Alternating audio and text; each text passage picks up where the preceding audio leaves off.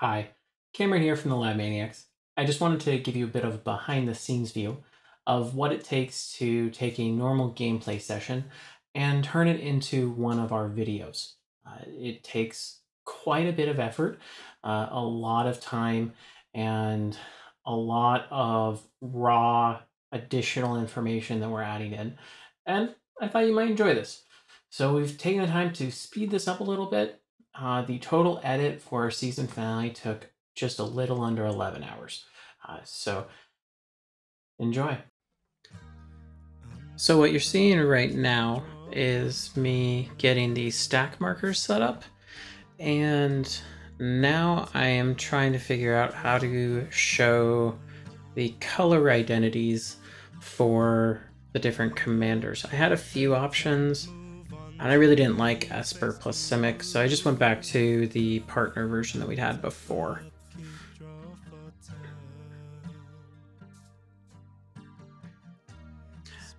Now I'm dealing a little bit of Excel work to get the list of all the cards and get images for all of these cards to then put them into the Premiere file and make it easier to kind of just do the edit later on.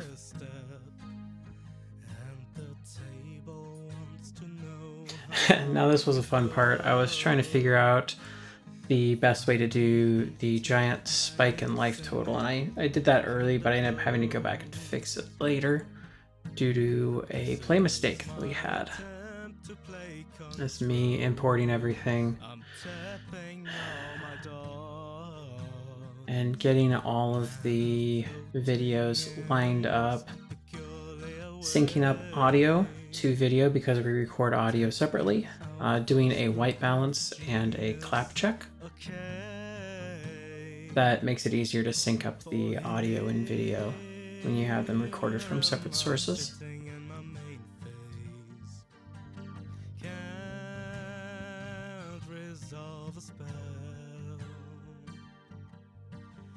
Doing just a basic intro, talking with some of our patrons. What you see here is actually the top two screens are my left and my right monitor. Bottom right is my webcam, and lower left is our Discord channel where we talk about different things that go on. You can also see how my computer's running.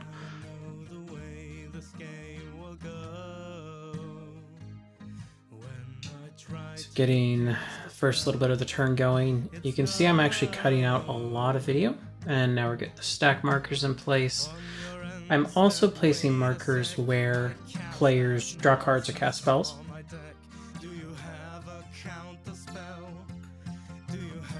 And I'll come back later and work on that. I'm also pulling off different joke options for that opening a little bit of a fun time. Had to clean up a stack marker there for just a little bit. Kind of a discussion going on because Luke's audio at the start of this was really bad. I had to actually cut him entirely to make sure that we weren't getting an echo during the intro bit. And you can kind of see me move conversations around to make them make a little bit more sense. Because we have a little bit of a delay. It's about anywhere between 30 to 200 milliseconds, depending on who's playing. And you'll get that both ways. So Siggy will say something and it'll take time to get to us and going on back. And one of the ways I usually do the editing is that I will pull video for people that aren't active and then come back in and fill it in later, like I just did. And we've got 4 layers of audio. Those are all of us speaking. Then 4 layers of video and 5 layers for the turn marker and life totals. And then everything above that is the stack and how we do that representation.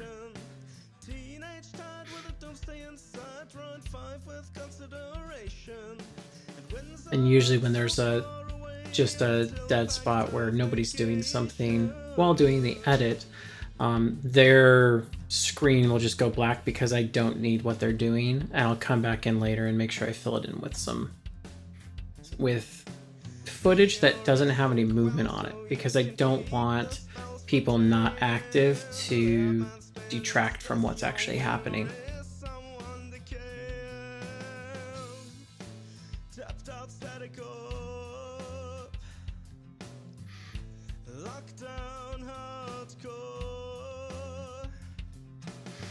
Now just kind of going through, getting through the first few turns, getting a few more jokes to throw together. I then usually throw these up to our patrons and get some feedback. We had a lot in the time before. Here's our first little storm bit. And you can see the stack gets kind of big. We've got 3 layers per spell there. We've got one for the spell, one for the indicator of who's casting it, and then one for its target. And extra layers of video just get cumbersome to deal with, and they also add quite a bit to render time. If you've got a lot of them transitioning over each other, it gets a little slow.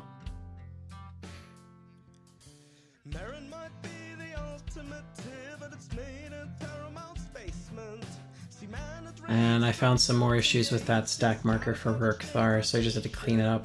There was a hard line that I had tried to fade out. It was just the edge of the actual art, but I hadn't faded it out well, so I just went in and cleaned it up. You see large portions of downtime that I'm cutting out entirely just because it's not relevant for you guys to watch us shuffle. Took a little bit of a break there to do a render.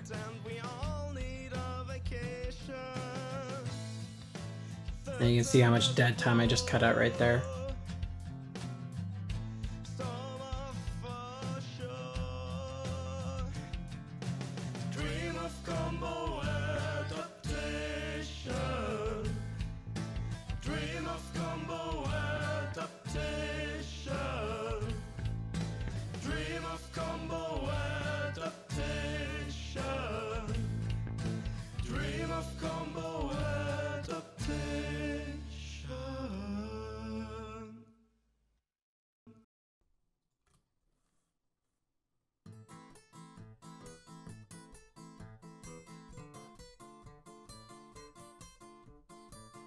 Hey, more jokes.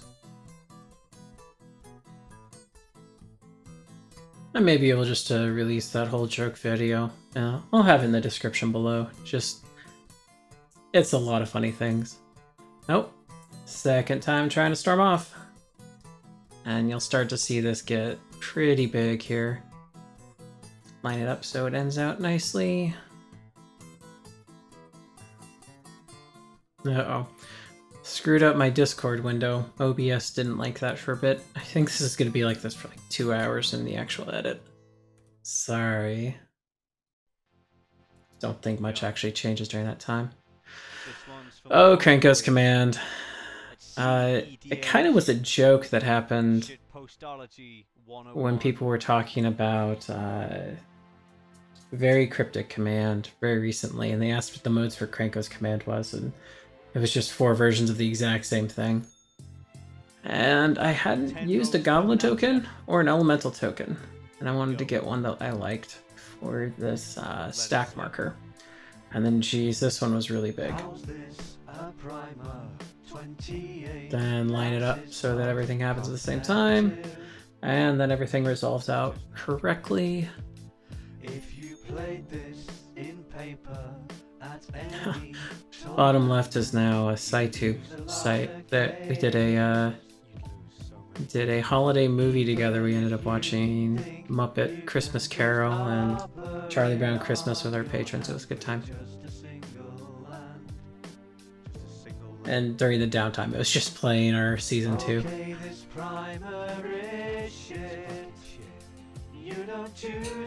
Oh, Tenrose. You don't know Tenrose, it's a guestie, one of the mods from r/EDH. He's a treasure.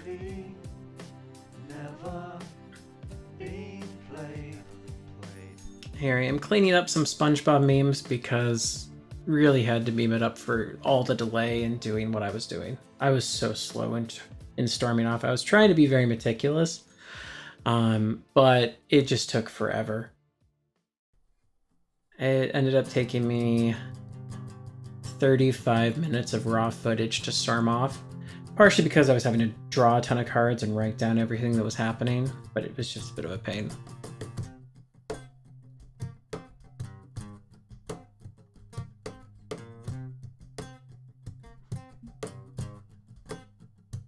And I was on Reddit for a bit, and Tunnel Bear is hilarious in its uninstalls.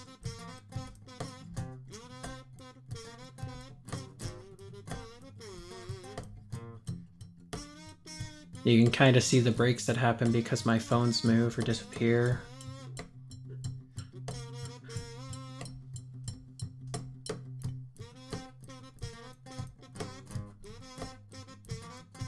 And yes, I messed up my storm count in real life. That was a little bit of an embarrassment. I'm sorry.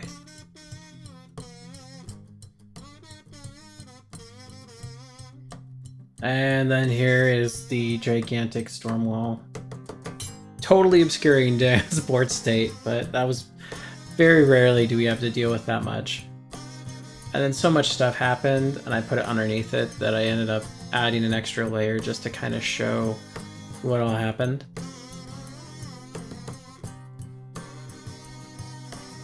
I went back and I did that for Spark of Creativity.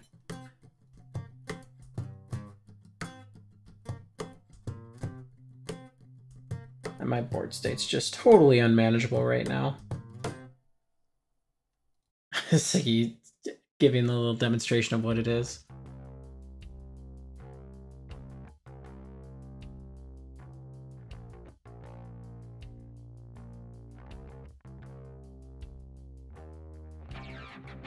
Oh, Facebook.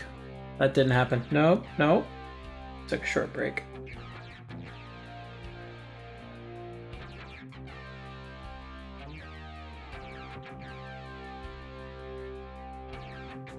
Me fixing the life total list.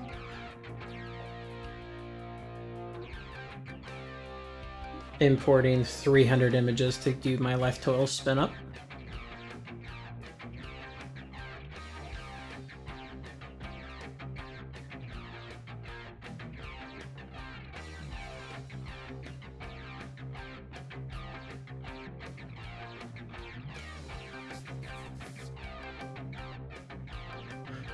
During this entire time, I was storming off, Luke was playing Pokemon. And now I'm doing cards in hand. Using data-driven graphics from Photoshop, it makes it a little easier. And we only had, like, I think 2 errors that I had to fix throughout this whole thing. So it was actually one of the easiest games to do the hand info in. One game took 18 hours of figuring out what exactly was going on. And there we go, took a short break, came back, finishing up the rest of this. And then making all of those actual images from the data-driven graphics, importing them all, adding some layers, and now I'm going in and lining them all up so that when people do things, the hand tracker gets updated appropriately. And having done the markers, you can see them at the top earlier on, effectively makes this portion a lot easier, especially as in the past we've had issues with the hand tracker, and getting the gameplay edit done first makes it easier to go back and correct those and identify where there's problems.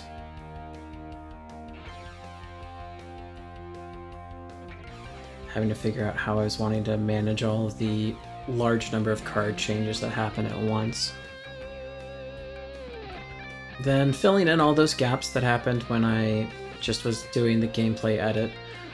Making sure that as I do that, there's not anything really big happening on the screen. Sometimes I'll actually freeze frame for somebody, just because I don't want to see them putting their hand out or something like that, just because it's a distraction for you. Throwing in the end commentary with a freeze frame. Adding in the title card, getting the music synced up. Throwing on the last video, finding a bit for the outro we want to play. Now opening hands.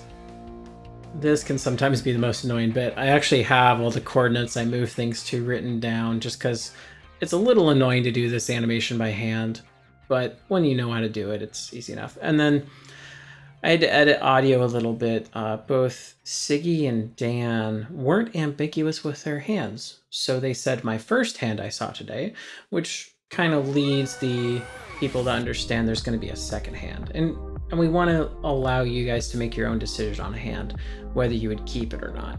So fix both Dan and Siggy's audio so that didn't happen. Get all that little bit done.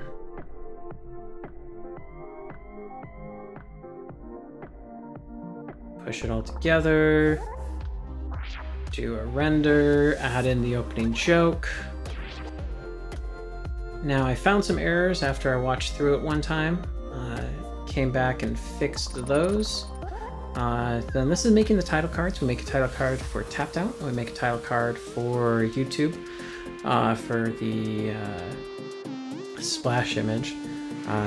In this I forgot to change the name on the YouTube splash card for a while, and so you'll see it's our Season 7 Splash Generals there in just a little bit.